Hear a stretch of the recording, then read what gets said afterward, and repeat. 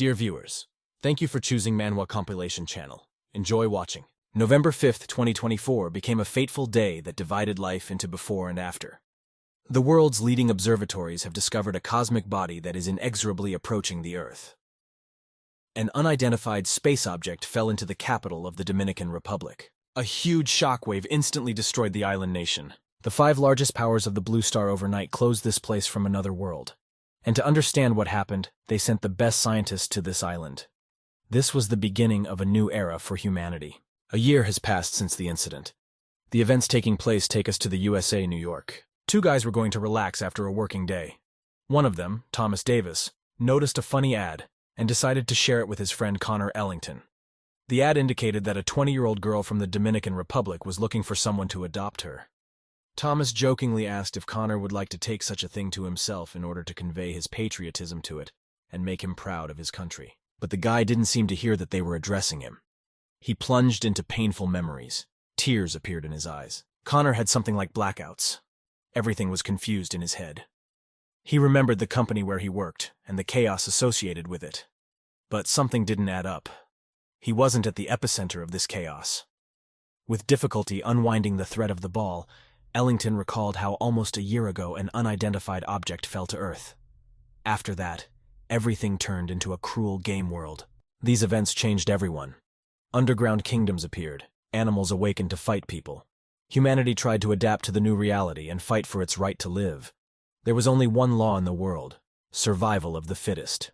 Some people have discovered superpowers. To improve his skills, Connor Ellington only fought tiger-level ferocious beasts. The enemies have attracted a more ferocious high-level beast with powerful strength. Connor's brother died tragically trying to protect him. The brother sacrificed his life to bring Connor out of the secret world, but they were ambushed by monsters. The reason for everything was the Ascension Crystal. The brothers refused to give it up. In an era of chaos, weakness is the original sin. Ellington looked away from the memories and returned to reality. There was some confusion in my head. Connor asked, just in case, what date it was today. His interlocutor did not catch the confusion and melancholy state of the main character, and therefore named the date November 12th, 2025. But at the same time made a rude joke, hinting at non-compliance with measures in entertainment, including alcohol consumption. No one could have guessed what kind of thoughts were visiting Connor at that moment, but he was thinking that if it is November 12th, 2025, then this means only one thing. He was reborn and returned to the day of his awakening 3 years ago. Judging by the fact that it is morning, there are only a few hours left before his abilities awaken. Connor plunged into memories again. The scene of my dismissal from the company popped into my head. Luke Rottenberg then screamed like crazy for Ellington to go down to the accounting department and get a settlement because his actions were contrary to the company's values. Connor suspected that manager Luke Rottenberg was looking for a reason to get rid of him after the move. In his past life, Luke Rottenberg, after awakening, transformed into a demon who collects organs, limbs, and lives of people in exchange for resources that awaken his power. He forced people to do bad things to please himself.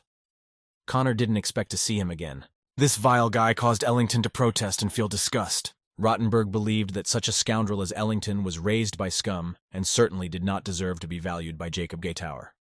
Luke was waiting for approval of his opinion, and he found it in the faces of people like himself. One of the henchmen fully supported him, confirming that going against his leader was too much, and Ellington simply overestimated his capabilities. Another sycophant echoed him, calling Connor a coward for simply leaving the company without another word. In his past life, Connor beat Rottenberg half to death, for which he ended up in a detention center. On that day, the National Awakening just began. But Ellington missed this moment, because he stayed in the isolation ward for 10 days. And when he was released, by that time almost all people had reached the 10th level and above. When Connor and his brother were left orphans, they lived in an orphanage and were forced to steal to survive. Then, when brother Willie, sentenced to 15 years, was released from prison, Connor's life became much better. Willie was released early because higher-level powers awakened in him, and he was able to make a great contribution in the fight against monsters. His brother took Connor to him, and they went through difficult missions together. After some time, a terrible incident occurred. Ellington accidentally killed an ordinary man. It was then that he realized that his strength had awakened. Without using your powers, you can directly deprive another person of their level of power simply by killing them. At that moment, the system informed Connor that he was capturing the enemy's soul power and his talent was turning from level F to level E talent. Unfortunately, Willie didn't let Connor just kill someone, and as a result, evil people became even more evil. As a result, Willie was unable to protect those who were nearby and died along with Connor. After his rebirth, Ellington no longer wanted to experience the helplessness and hatred that he had before. Therefore, the guy decided that if kindness is not encouraged, then it is better to seek justice through heaven. Now he will become the most ruthless and the most evil of all people. Now he will control his own destiny. Now Connor's enemies will be his incentive, and only he will take the throne of the winner. The system reported that from now on, the Blue Star would open different levels of secret worlds anywhere in the world. The program also informed that after Connor's abilities awakened, he would find himself in a dungeon, and a secret kingdom would awaken his own martial profession. Ellington received an F-level power. Another system message explained that by taking someone's life, Connor receives 1% of their inventory value, or 1% of their abilities. 5 days were allotted for completion. There was nothing new for the main character. Everything was the same as in his previous life. As a reborn man, Ellington knew the secrets of all the dungeons near Buffalo after the beginning of the era, universal movement and secret passages. And Connor could also upgrade his talent to SSS level in a short time. Now Connor has one unfinished business left: Rottenberg.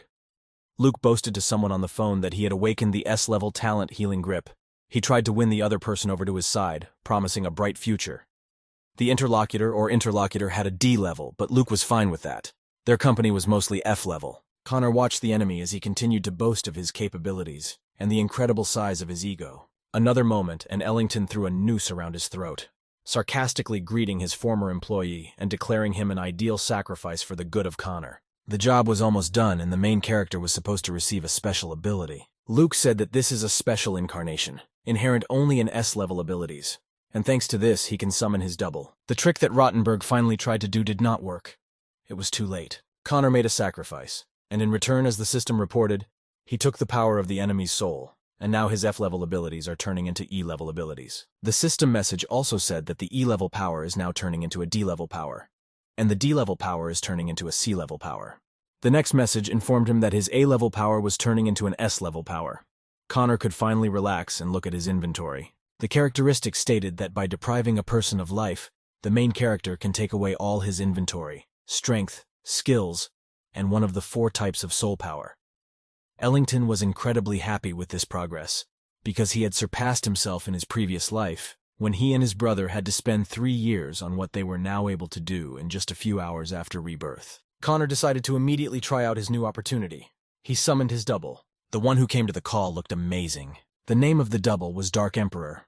The characteristics corresponded to a very strong and resilient character. Ellington was confident that even in an era of chaos, his double was stronger than any person. With each increasing level, the double increased its inventory by 200 points.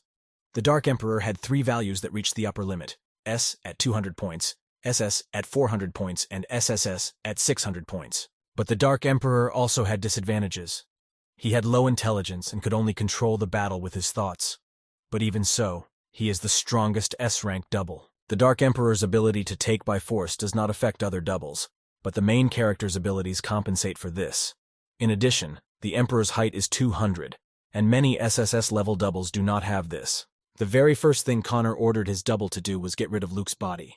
Looking after the double carrying away the body of the enemy, Ellington thought that death in the bathtub was more than worthy for Rottenberg, because after the onset of chaos, he became a real devil. Connor suggested that it would most likely take more than 1 month before Luke's body was discovered here. It was at such moments that the main character felt invincible. Already going out into the street, Ellington began to notice that everyone's abilities had awakened. Life was in full swing everywhere. In the general chat, everyone was in a hurry to show off their capabilities. Connor recalled how the idiot Andrew Walker, immediately after awakening in his last life, became friends with the main beauty of the class, Jessica Brooks. After that, he killed many innocent people and inspectors in various ways, and then joined one group. So this time Ellington decided to depower Andrew Walker for the good of all Buffalo. Walker was pleased with himself. His double fulfilled all his wishes. For example, the little brat finally called him Daddy. Andrew addressed the Lord of Prayers. His next desire was to acquire the body and mind of Jessica Brooks. The Lord of Prayers obeyed, and the scoundrel's wish was fulfilled. The doppelganger was coming soon, and Walker didn't want his goddess Jessica to miss the show. Andrew texted Jessica saying he was waiting for her in black stockings in her hotel room. The girl promised to appear immediately. Walker was delighted. Now he felt like the master of the world. At this moment, Connor called Andrew with a tempting offer that he had allegedly found the main advantage of an S-class double, and it would be useful for both of them. The main character offered to meet. Walker guessed that Ellington had also awakened his S-level talent, and therefore offered to meet in his room, asking when Connor would be able to come. Connor promised that he would arrive soon. Andrew was happy as a teenager. He was sure that he would now receive both Ellington's secret and the goddess of his dreams, Jessica. 5 minutes later, Connor was already crossing the threshold of Walker's hotel room. Andrew was in a hurry and therefore tried to get straight to the point, immediately asking a direct question to his former classmate. He was interested in what kind of S-level ability Ellington possessed. Connor came closer to his opponent and began to talk without finishing. At this moment, the Dark Emperor was already standing behind Andrew. Another moment and the blow was delivered. The one who believed that he could control the world was now spinning helplessly in a whirlwind. A system message appeared in front of Connor indicating that he had acquired the S-level ability Plunder. You had to choose one of 4 values: inventory, ability, skill, or soul power, in order to rob your enemy. Andrew Walker was an ordinary person with a small amount of equipment, and he had no special skills until his abilities awakened. The main character's S-level soul power was not enough to improve, so Connor decided to take advantage of Andrew's abilities. A system message indicated that Ellington had successfully robbed his opponent and was gaining the S-tier ability Book of Wishes. This effect had 3 forms: an increase in the number of hits by 30% during combat, an increase in the number of dodges by 20% from an attack, and an increase in luck by 10 times. The main character was quite pleased with his purchase, and therefore immediately began testing. A system window with the characteristics of the double popped up in front of Connor. The figures were very high. Ellington summoned the Lord of Prayer and demanded submission. When the Lord appeared, the main character politely asked if it was possible to communicate with him. The Lord of Prayer agreed, clarifying that he is a special double who can do more than any other. And if the Book of Wishes ends up in Connor's hands, then he will be able to fulfill any wish. The double also warned that if his master made too many wishes, they might kill him. Complex desires consume a lot of energy, while simple ones consume little. The double also informed him that his intellect is more developed than that of other doubles, so you can always turn to him for advice. The first thing Connor did was ask his double how best to use his abilities. The double replied that despite the fact that the guy's wishes mean a lot to him, they are easy to fulfill. Ellington immediately understood what the Lord of Prayer meant. Instead of asking for the treasure, it would be better to ask where it is. The double was glad that he was perceived correctly. The main character continued his thought. He understood that light desires would take little energy, while creating something from nothing would require a lot of effort. Connor gave the example that winning the lottery is less labor-intensive than creating a bottle of water out of nothing. And if you use the Book of Desires in relation to another person, then the energy consumption depends on the willpower of the other person. Ellington first of all asked for advice about what worried him most. In order for his brother to be released from police surveillance, how much will it cost Connor? The double's answer was not what Ellington expected. The Lord said that fulfilling this desire would take all his energy and plunge him into silence for some time. In addition, due to the complexity of fulfilling a wish, the process may drag on, and the brother will not be able to free himself quickly. The main character realized that the wish should be logical, because it would be strange if someone's crazy whim actually came true. Therefore, at this time, the best thing to do is to ask for information about other S-class capabilities. The Dark Emperor returned to his master, surprising him by getting rid of the body so quickly. Only now did Connor notice that the Dark Emperor, it turns out, had a watch on his chest.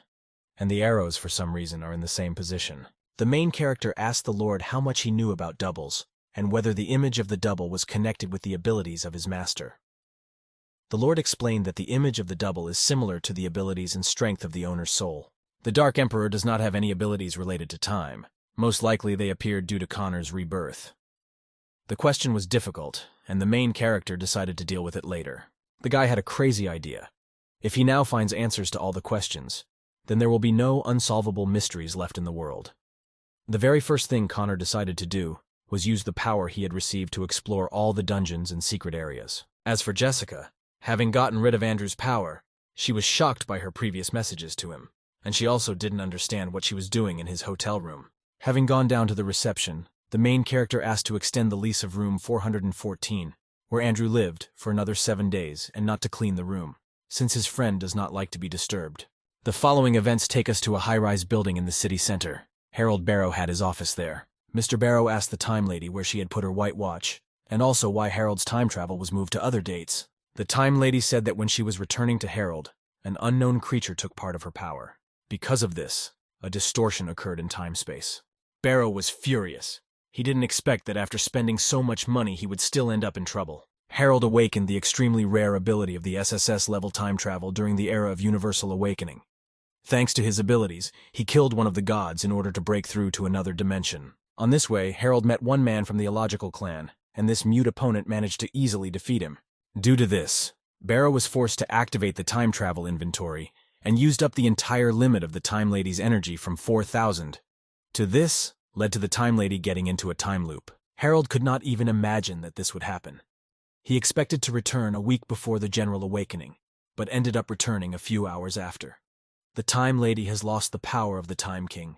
So many obstacles now lie ahead. And now the Time Lady said that she felt the power of the Time King, and this power belonged to someone from the city of Buffalo. It was important for Barrow to know why her power passed to another person.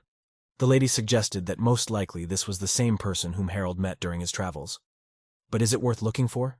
The lady did not advise Barrow to do this because that person could take away his abilities. This means that a special power flows in that person. In addition, Harold is bad at close combat and his abilities are now at 0, so the Lady of Time did not advise seeking a meeting with that person. Barrow once again clarified whether that person was definitely from the illogical clan. The lady was sure of this. She felt that her strength was now in some person. After thinking a little, Harold suggested going into the dungeon and looking for his former teammates. But the Sovereign insisted on her point. Barrow now needs to gain strength, and he will always have time to settle scores with his enemy. In the dungeon, certain rules were expected to be followed. The guard advised people to proceed through the dungeon with extreme caution. He also advised breaking up into groups of 5 people and being extremely careful. The gathered people did not understand the danger of this place. Some admired the beauty of the dungeon, others hoped to gain new abilities after completing it, and for others, the dungeon reminded them of a map of the planet. When it came down to it, people began to argue about who should go inside first. Someone remembered that you need to first develop a strategy, and only then go down into the dungeon. Among those interested was Connor Ellington, and, it seems, he was the only one who dared to enter there. People admired his courage and at the same time wondered why he decided to go alone without a team. In his past life, Connor was afraid to go there. But in this life, Ellington decided that he would tear everyone apart. The system reported that the main character's body is undergoing a copying process. This was done in case the guy received some damage in the dungeon. Then everything would be completely restored at the exit. Those who die in the dungeon will be resurrected again. But after 3 deaths, a person will no longer be able to be reborn. The main character had to choose one specialty out of 6: magician, archer, warrior, guard, assassin, priest. In a past life, Connor was a warrior. This profession was for the average level, and now the guy has 2 S-level abilities, and he needs to choose a specialty that matches his strengths. Ellington decided to ask the Lord for advice. The Lord suggested that the mage specialty would be best suited for Connor. Thanks to his S-rank abilities, after level 20 the guy will be able to move up to a higher rank, Mage Seer. And thanks to the strength of the Dark Emperor, the mage's weakness in terms of close combat will be completely compensated. Ellington didn't even know that S-level powers could increase the rank of an ability. The guy suspected that the Dark Emperor had his own selfish goals. Connor was interested in the question. If he chooses the mage and the robbery inventory, what profession will he receive after the main actions in the dungeon? But the Lord did not recommend choosing plunder, because it simplifies the mage's abilities. Although the Lord gave good advice, Ellington believed that his innate ability was precisely robbery, and besides, all the processes were connected with the Dark Emperor. The Dark Emperor's strength and agility levels are at their limit, so Connor felt it would be better to choose the assassin. The guy decided to ask the Lord for advice again. If he chooses the assassin, then what profession will he receive after the 2nd level? The Lord suggested that the assassin would go well with the power of plunder. But nevertheless, he still recommended the magician. It would be easier with him. Connor did not listen to advice and decided to choose the assassin. The guy asked the Lord for forgiveness and pressed the select button. After this, the main character received a message from the system that, due to the successful change of specialty, his panel with characteristics is still being created. When Connor read the system message, he already felt the characteristics of his body changing. The system finally issued updated characteristics, and now Connor had access to the Phantom Strike ability. Speed, energy, and attack have also increased. The guy received a blade as equipment. Everything is as the main character expected. The assassin and the Dark Emperor are the best tandem.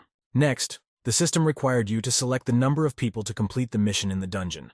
Connor chose the number 1 person. According to the guy, the combat power of the Dark Emperor is equivalent to the combat power of a level 20 or 30 player, so he doesn't need the team. In addition, if you complete the dungeon alone, you can get a high score and better rewards. It was a goblin dungeon, and the system warned that it was dangerous to go through it alone. Connor needed to choose the difficulty of the dungeon. The guy chose the most difficult level. The next system notification reported that the recommended level of passage is 5, 10, and you can leave the dungeon only after completing the mission or in case of death. The system asked to confirm the decision. Connor, without a moment's hesitation, readily confirmed his decision. At the entrance to the dungeon, as expected, a crowd of goblins was waiting for the main character. First of all, Ellington had to fight the red-eyed goblin. Judging by the characteristics, it was a very strong opponent. Connor immediately summoned hundreds of battles and the Dark Emperor. When the Emperor appeared, the main character gave the order to destroy the enemies. The system reported that the Dark Emperor inflicted 770 units of fatal damage on the red-eyed goblin.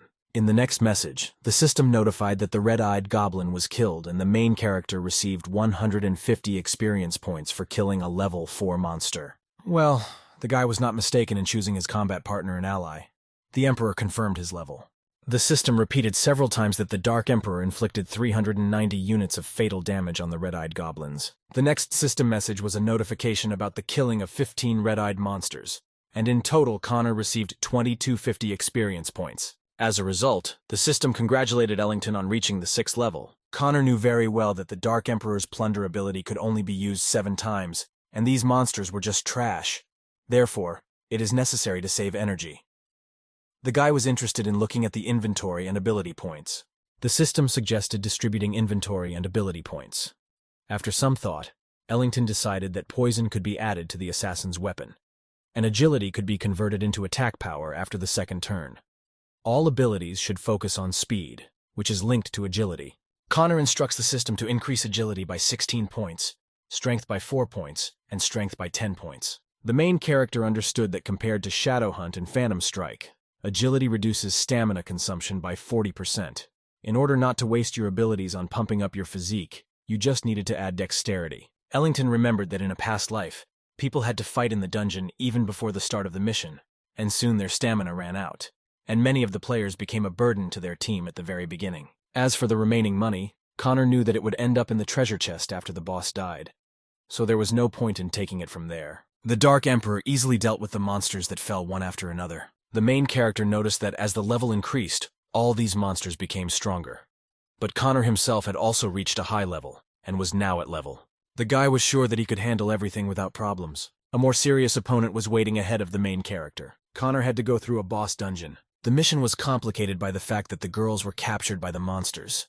They desperately begged for help. The Great Goblin, Goblin Shaman, and Fire Goblin had abilities that were different from those of the Dark Emperor. The red-eyed monster looked straight at Ellington, advising him to run away. The main character understood that even though all these monsters were just NPCs, they still annoyed him. Connor Sanwa orders the Dark Emperor to destroy them all. The Emperor obeys his master and monsters die at his hands. New goblins come to replace those who died, but the same fate awaits them. This goes on for a long time, but the Dark Emperor successfully copes with the task, and his master confidently controls the entire process. New monsters were waiting ahead, more dexterous and stronger. The red-eyed monsters naively believed in their victory, not realizing what actually awaited them. The Dark Emperor, obeying the will of his master, mows down his enemies one by one, leaving behind heaps of useless bodies. The main character's points increase, and strength increases. Finally, the last enemy of the main character remained ahead. The boss does not feel fear, he only has strength and rage. The monster cannot withstand the attack of the Dark Emperor and breaks into a scream.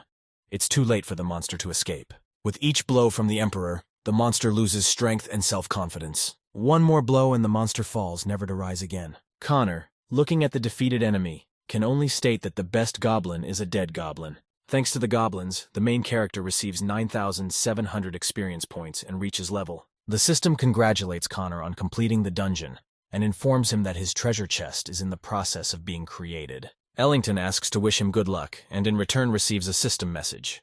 His luck has increased 10 times. The system reported that Connor cleared the goblin lair in 5 minutes, and in return received a 5-time rating bonus, and as a reward, a treasure chest of the gold level, the highest rank. The main character realized that it is combat damage and time that determine the number of base points. The absence of other people only made his task easier. The grading scale was entirely dependent on the scores.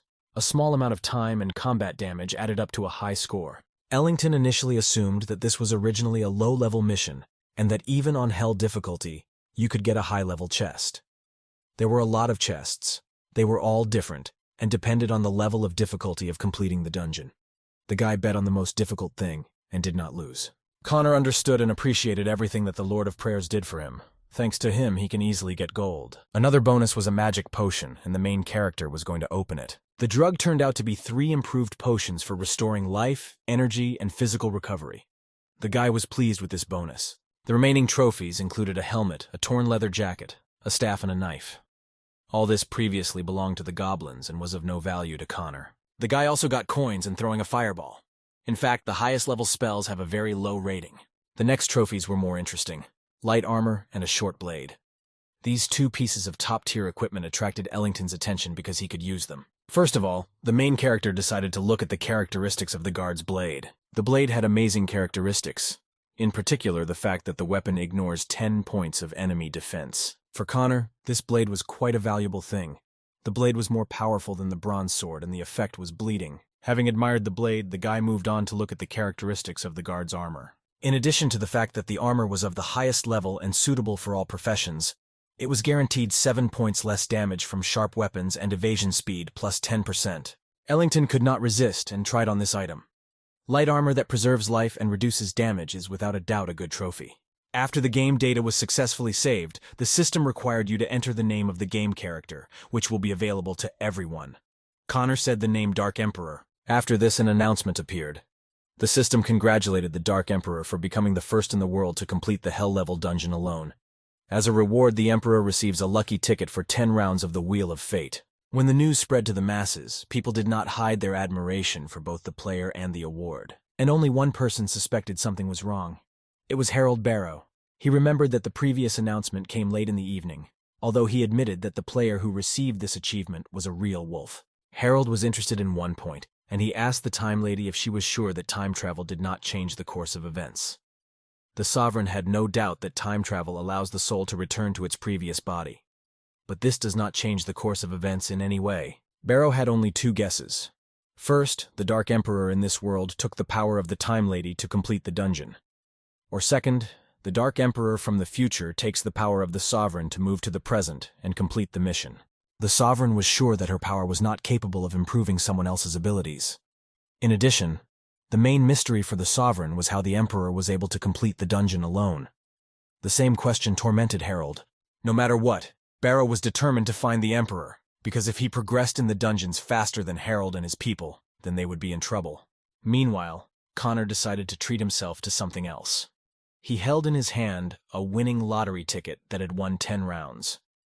The guy sadly recalled that in his previous life he had to work for 3 years, but the Wheel of Fortune fell on him only 5 times. Ellington again called the Lord of Prayer, warning in advance that it was the turn to make history. The Lord appeared immediately, admitting that he was pleased to serve Connor. The main character asked the Lord for advice on what to do to get the maximum benefit. The Lord congratulated his master on winning the Wheel of Fortune lottery, reminding him that this is a valuable reward that can only be obtained after completing dungeons of the Hell or Tower of Babel level. The Lord also clarified that in the Wheel of Fortune, you can win inventory items of levels SS, SS, S, A, B, C, D, E, and F, although many items are difficult to find even in dungeons. As an example, the Lord brought a longevity potion, a crystal that returns spent strength and equipment from the dungeon, Ascension crystal that increases the level of abilities, Heart of Energy for the regeneration of physical strength. You can also win a magic crystal that improves your double's inventory, but the probability of getting inventory varied depending on the level. The Lord tried to convince Connor that no matter how many chances he has, it all depends on his luck. After all, he may not get S-level or higher props. The main character stood his ground. He was interested in what would happen if the Lord used his power to fulfill wishes. The Lord explained that if Connor wants a specific SAS item, then the Lord will fall asleep for 6 months, and if some random one, then for 6 days. Ellington understood that the double's dream would affect him and take away the strength of other people, and this is shameful. Therefore, he agreed that S-level inventory would be more reliable. The main character was interested in what would happen if the Lord wished for at least 2 items of level S or higher. The Lord replied that it would cost him 110 units of energy. Connor was sure that for such a quantity, there should be at least 1 item of level S and above. The Lord opened his book and promised the main character that his wish would be fulfilled. Connor chooses the lottery again. He looked at the Wheel of Fortune, knowing for sure that he would win. The arrow stopped on a green crystal, which indicated a certain win. The system notified that Ellington had won 10 prizes. Among them were several crystals with different functions, a potion to extend life, and an energy heart. The communication crystal increased the movement range of the double, the real crystal increased the double's energy limit, and the extreme crystal gave the double a short-term acceleration. Basically, Connor got everything he wanted. The only thing that upset the main character was that only the extreme crystal was SS level. The rest of the items were a little weaker. The system advised combining crystals to make your tasks easier. Connor appreciated everything that the doubles did for him, and therefore he decided to give the Dark Emperor 2 communication crystals, considering that they rightfully belonged to the double. The Emperor accepted the gifts, after which the system immediately notified that the double's range had increased to 6 meters. Ellington noted that the Spirit Enhancement Crystal can be used directly, but the Extreme Crystal and Life Extension Potion must be selected manually. Connor also had the Heart of Energy and the Crystal of Cruelty. The guy asked the Lord who these 2 crystals were for. The Lord's answer was very unexpected. He asked to give both crystals to him, and then he would no longer have to worry about his problems with energy. Connor, without hesitation, gave the Lord what he asked for. The double called it a wise decision. As soon as the Lord accepted the crystals, the system issued a notification that the recovery of the double's energy had doubled. The main character regretted that the real crystal was not enough to increase the inventory value. It only increased by 4%. Ellington knew that if the cosmic crystal was not available, then it would not be possible to take with him the equipment that was usually used. To find this crystal, you only need to go forward. Connor walked forward, and around him there were people less successful. They complained that they had missed their chance to be resurrected, and that it would be better not to go to the dungeon. The main character surpassed many in strength and abilities. He had the opportunity to develop quickly, and he tried to use this opportunity to the fullest. Not intending to stop there, the guy decided that it was time to go to the Tower of Babel to get his first achievement. There were an endless number of levels. A crowd of people gathered in front of the entrance to the tower. Snatches of phrases reached Connor. Some were boasting that they had reached level 3. Others were looking for someone to team up with. People discussed difficulties of different levels. One guy said that level 8 is the hardest, but for every 10 floors you complete in the Tower of Babel, you can get a Wheel of Fortune lottery ticket. One girl even suggested that Connor team up. Ellington refused her, calling the command nonsense that had a bad effect on his speed of completing levels. The main character noticed that the Tower of Babel treats newcomers well, even allowing dogs of the 4th level. The guy lazily summoned the Dark Emperor, ordering him to work. In total, Connor completed the first floor in 20 seconds, giving the Emperor the opportunity to clear everything. The notice stated that the main reward for completing this floor was Fragments of Destiny X. The system congratulated the player on completing the first floor of the Tower of Babel and informed him that his game name, the Dark Emperor, would be popular throughout the world. A slightly more difficult test lay ahead. The animals there already had intelligence and were armed. Connor didn't really care about the new level because the Dark Emperor was next to him, and so the guy asked him not to mess around for a long time, because he was in a hurry. The system reported that the Dark Emperor took only 30 seconds to complete the 2nd floor, 40 seconds to complete the 3rd floor, and 52 seconds to complete the 4th floor of the Tower of Babel. The Dark Emperor could not go unnoticed. Everyone admired him. The system reported that it took him only 88 seconds to complete the 8th floor of the Tower of Babel. Before entering the 10th floor, Connor received a system warning that once he entered the floor, he could exit the mission only after completion, or in case of death. The main character recalled that in a past life, the first person to walk 10 floors alone was Clifford Cooper. Ellington decided this. If he had come this far, he simply had to achieve achievements of at least levels 10 and 20. Connor had to fight the dog-headed Lord Ilfin. In addition to incredible strength and endurance, this character could call on 10 dog-headed guards for help. Ilfin did not keep himself waiting long and immediately went on the attack. The Lord used a series of continuous strikes. The main character was forced to admit that Ilfin's crazy strike in combination with a machete is not the best combination for him. The Dark Emperor comes to the rescue again. This double simply has no equal. The Dark Emperor enters into battle with Ilfin, but it seems that their strength is equal. The double inflicts a series of blows on the Lord, but he deftly avoids the attack. Ellington did not expect this. He was surprised that Ilfin just flew away from the Dark Emperor. The Emperor encountered a strong opponent, and he was also armed with 2 blades. There was a lot of blood around. It was unclear whose origin it was. Ilfin still held the blow. The Lord was about to attack his opponent again, but the Emperor suddenly found himself behind him. A moment later, the Emperor delivers a decisive blow and the Lord falls defeated. Connor stood next to the body of the defeated enemy, and thought that thanks to him, he had advanced even further. Ellington won again. The victory of the Dark Emperor, of course, made international news. He was congratulated for becoming the first player in the world to climb the 10th floor of the Tower of Babel alone. As a reward, the player receives a Wheel of Fortune lottery ticket for 10 spins. People have already begun to pay attention to the overly successful player. In addition to admiration, notes of suspicion have already begun to be traced in the statements. Meanwhile, some still unclear changes began to appear in the Dominican Republic. World news awakened the mechanism of the magic stone, and something appeared on it. More precisely, an inscription appeared on the stone saying that when the first second-rank player on a level 20 blue star appears in the world, tribulation-level disasters will begin to occur in many places around the world. People did not understand what tribulation-level disasters meant, and the first thing they suspected was the appearance of monsters from dungeons and secret worlds. A girl dressed as a scientist suggested that a catastrophe had arrived and that the world would soon plunge into chaos. Everyone should be prepared for the worst. The girl was very interested in the Dark Emperor and asked her to try to find him. Meanwhile, Connor was spinning the Wheel of Fortune. The guy hoped that thanks to the abilities of the Lord of Prayers, he would be able to win something valuable. A subsequent notification reported that the Dark Overlord player had won 10 prizes. This time, the items were even more valuable than the previous win.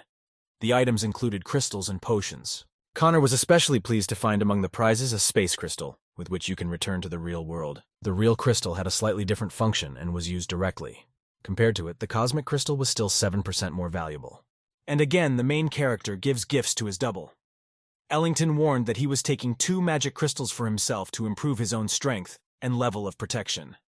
And the guy gave 2 life crystals to the Dark Emperor. The system immediately notified that all the characteristics of the double had improved. Connor still had 2 tickets for the Wheel of Fortune and 275 shards of fate, and the main character decided that it would be better to buy 10 lottery tickets and then make a wish through the Dark Emperor.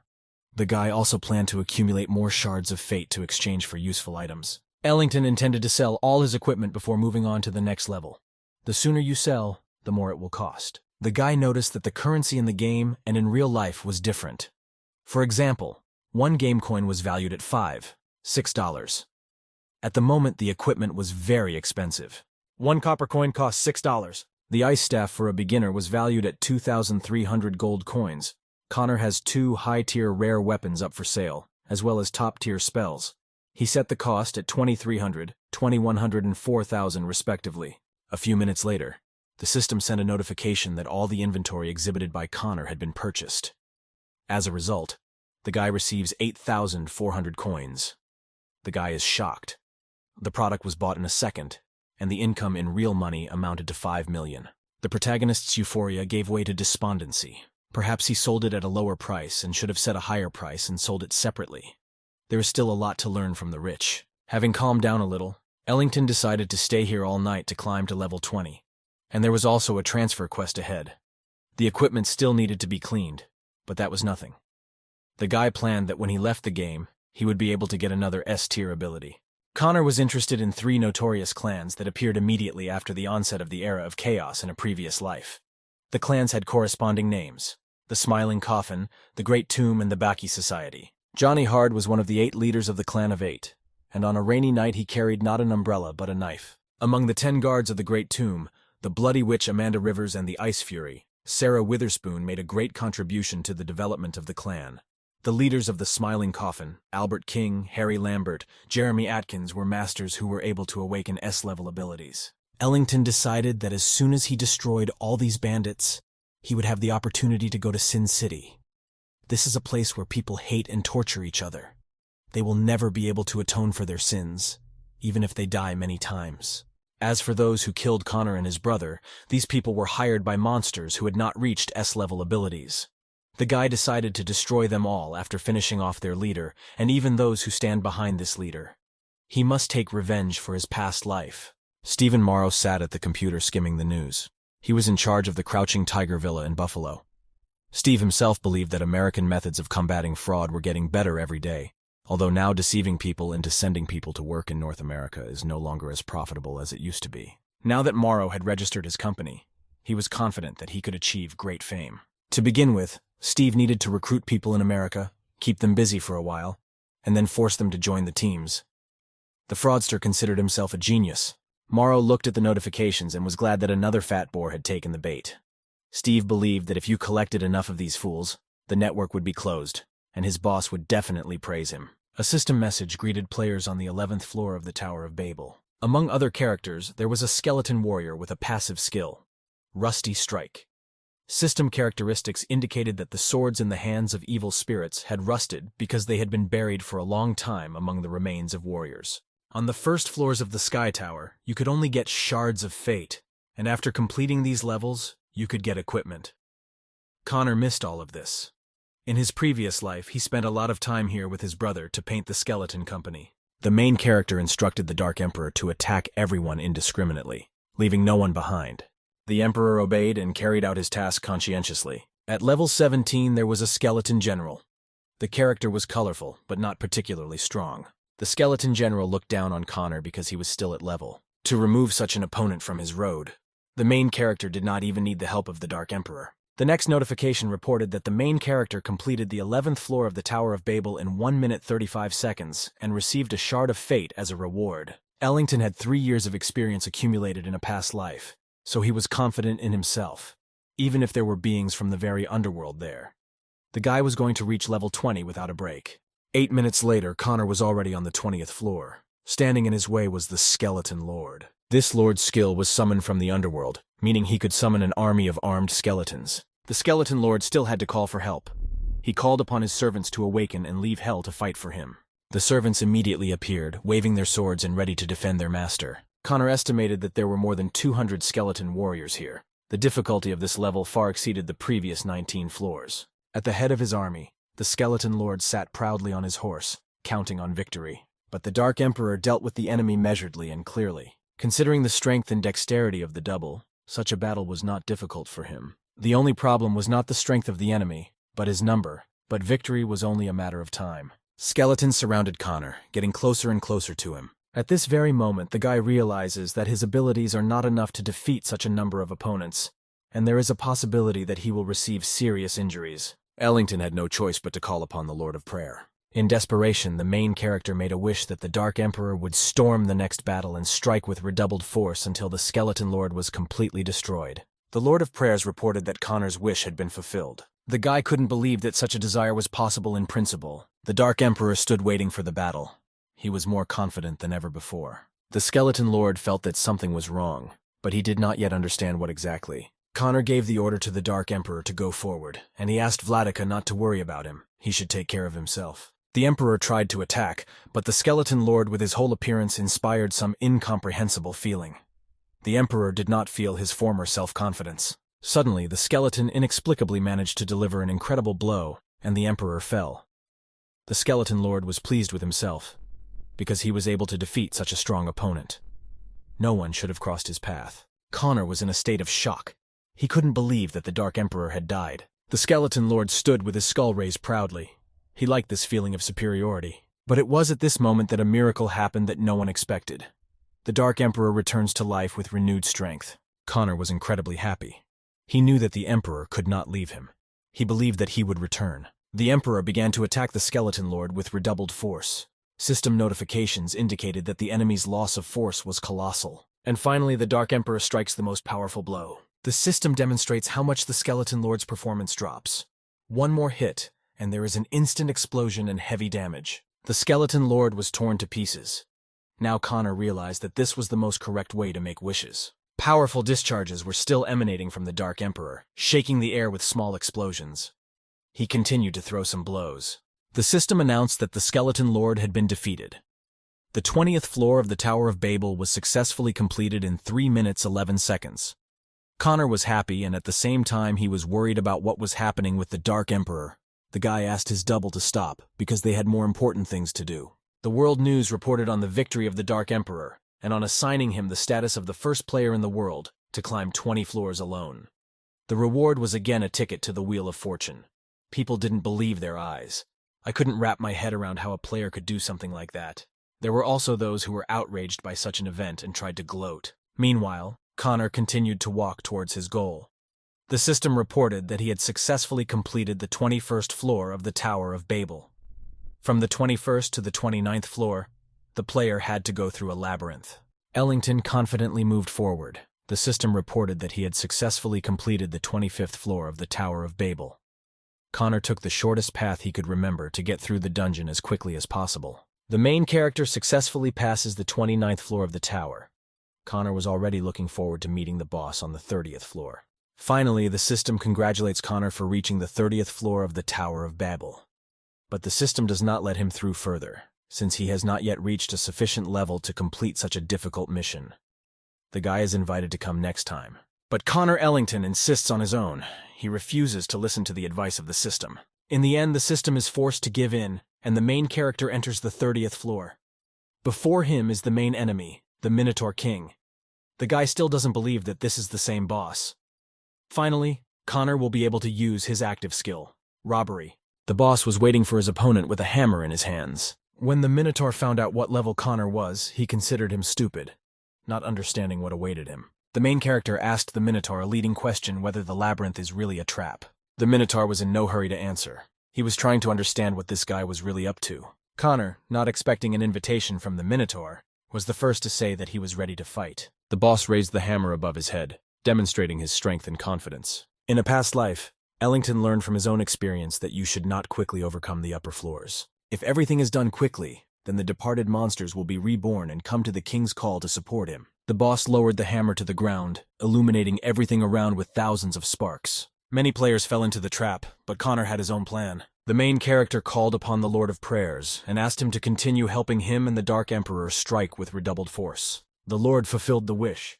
After each blow from the Emperor, the boss lost his powers. The Minotaur King was rapidly losing his life charge, but still stood firmly on his feet. Finally, unable to bear it, the boss called for the help of warriors from the underworld to protect his master. Connor again summoned the Dark Emperor to continue his attacks. The main character activated the Earthquake skill, and for this, the system took away 1,200 points from him. At the next stage, Ellington activated the Mad Dance skill and already captured 106 combat points of the Minotaur King. Next, Connor activated the Royal Strike skill.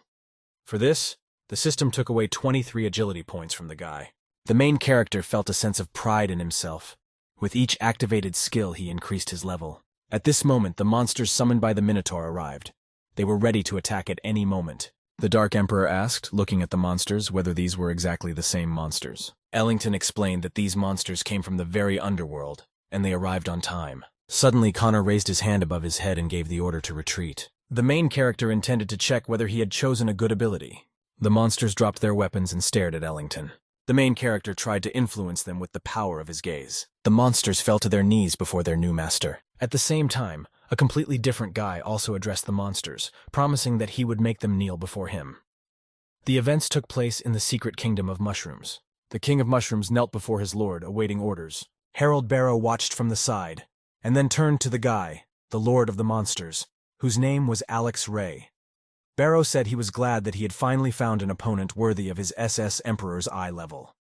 Harold promised to defeat the Dark Emperor. Alex asked Barrow who he was and why he was not afraid of his Eye of the Emperor ability. Harold introduced himself to his interlocutor, saying that his name is Harold Barrow, and that he lives outside of time, and that he can make Alex even stronger. It was strange for Alex to hear this, and just in case, he asked Barrow again if he was really a man living in time and why he had come. Harold took Ray by the hand, intending to win the guy over in this way.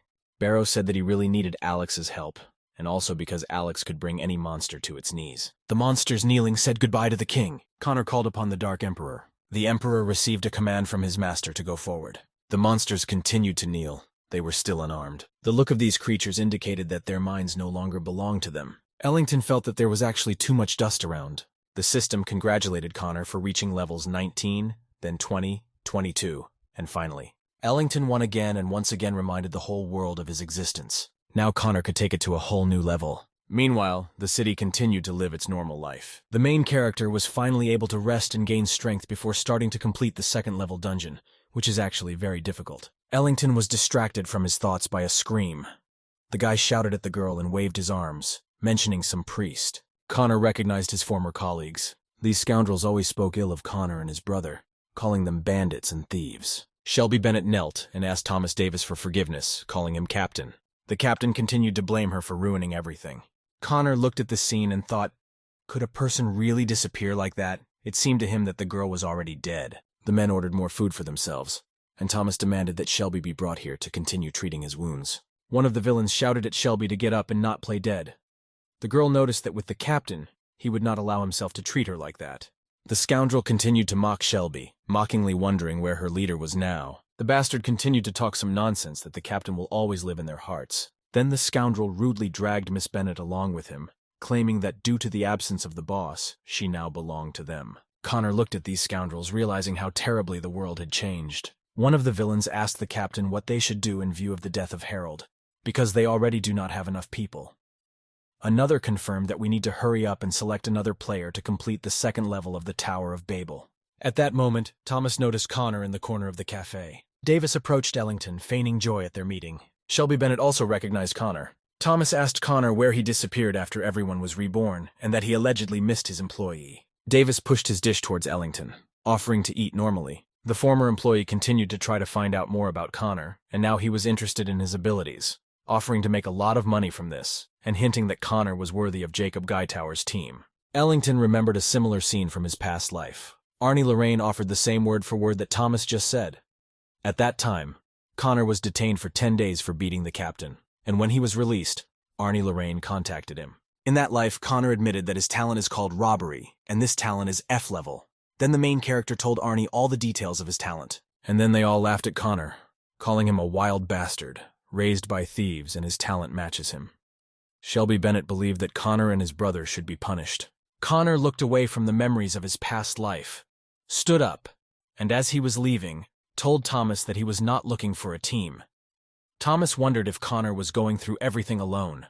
Thomas decided to make fun of Connor that he was imitating the famous Dark Emperor. Ellington headed for the exit, but he was stopped by a girl's voice.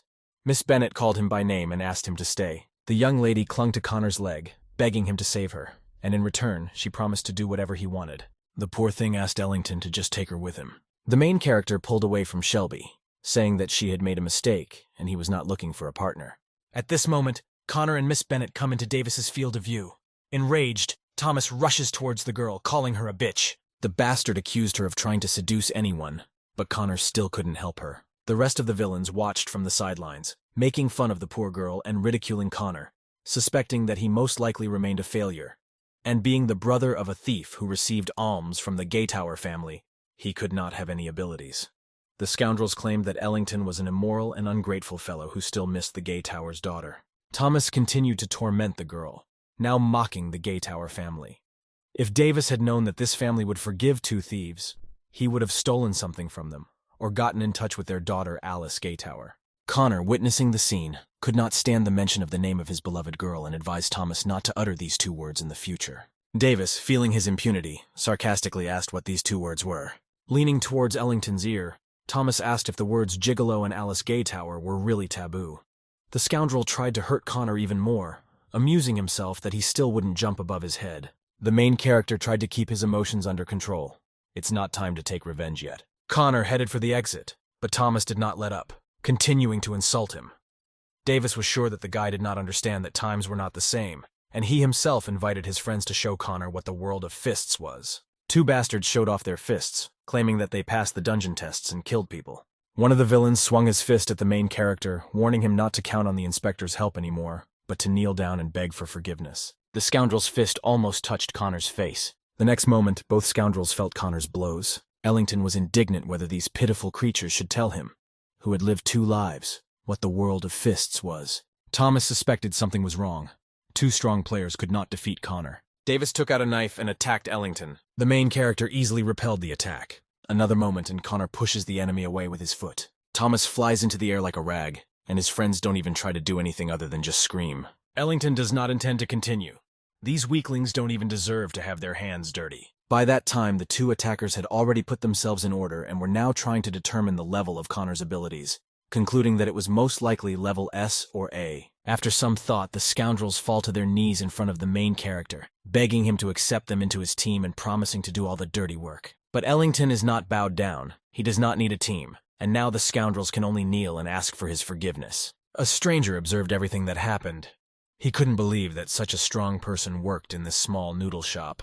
This person turned out to be Johnny Hard, one of the 8 founders of the Great 8 clan, and the one who awakened the S-level ability in himself. Johnny asks to find a smart person to keep an eye on Connor. Thomas's friends were still kneeling in front of Connor. The main character advised them to get up in the same way when Arnie Lorraine wakes up. The scoundrels promised to fulfill. Shelby Bennett, who suffered from these same friends, now could not take her eyes off Ellington. She liked such men. Connor was about to leave, but Miss Bennett grabbed him again. She was now asking for forgiveness for her past rudeness towards him. Shelby swore her boss forced her to do it. The guy was starting to get tired of all this, and he asked the young lady to calm down. Shelby again asked to take her with him, in exchange promising to make amends tenfold. The protagonist's patience was running out. He again asked the young lady to behave more decently. Connor left, and the girl looking after him thought that the trash Ellington had left again. She herself believed that as a player, she was not bad, and she wanted to be with Connor, especially since she is a good person. The friends started pestering Shelby again. They were surprised by her confidence that she could seduce anyone.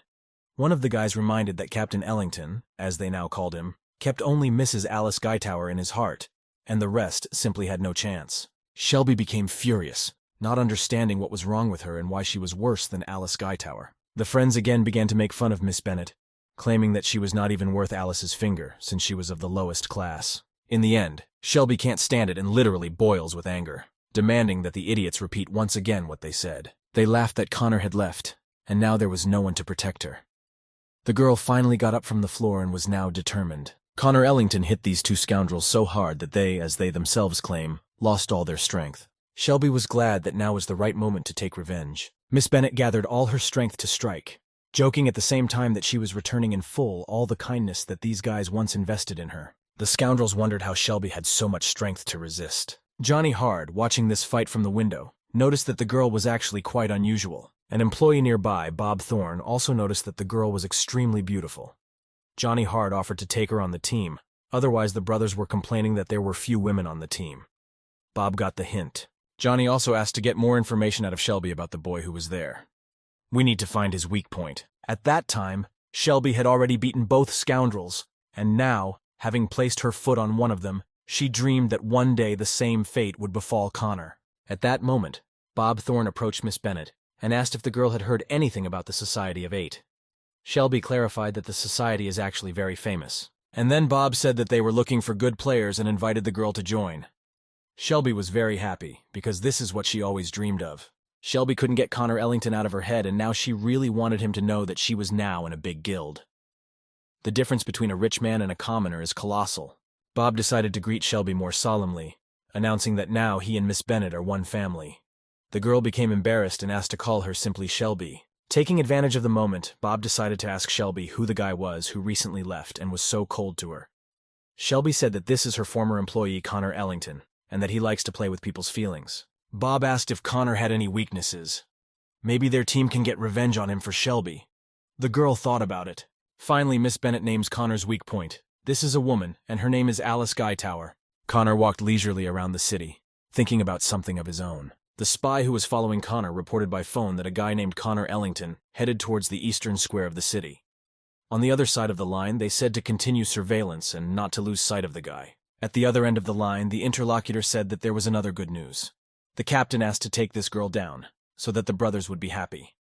The spy praised the captain, who always knows what his brothers need. Connor noticed that he was being followed.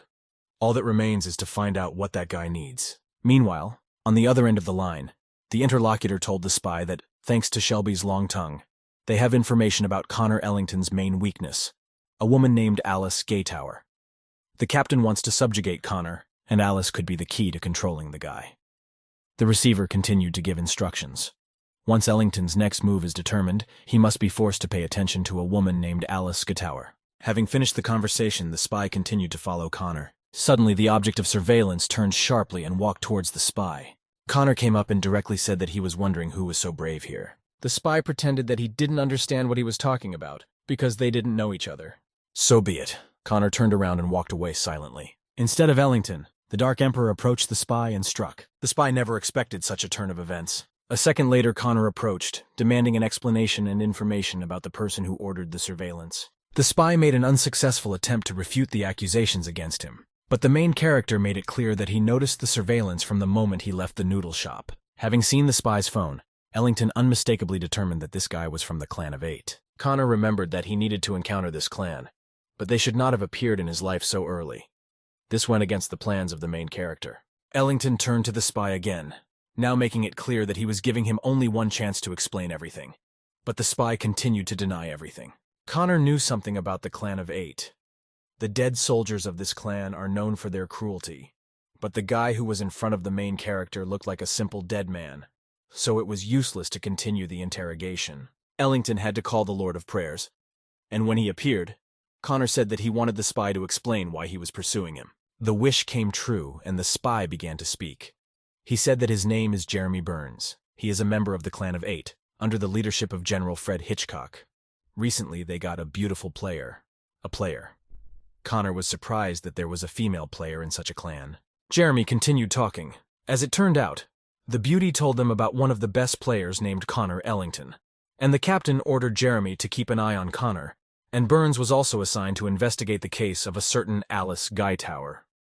Listening to the spy, Connor couldn't believe if the Clan of Eight had taken Shelby Bennett into their fold. Jeremy said that since this Alice Guytower is Ellington's main weakness, the captain plans to use her to blackmail Connor into making him a dead clan warrior. Now the main character is truly angry with Shelby. This vicious girl caused him big problems. In a past life, in the 3rd year after the plague began, Johnny Hard killed his sister Alice. Connor wanted to avenge his beloved Alice's sister.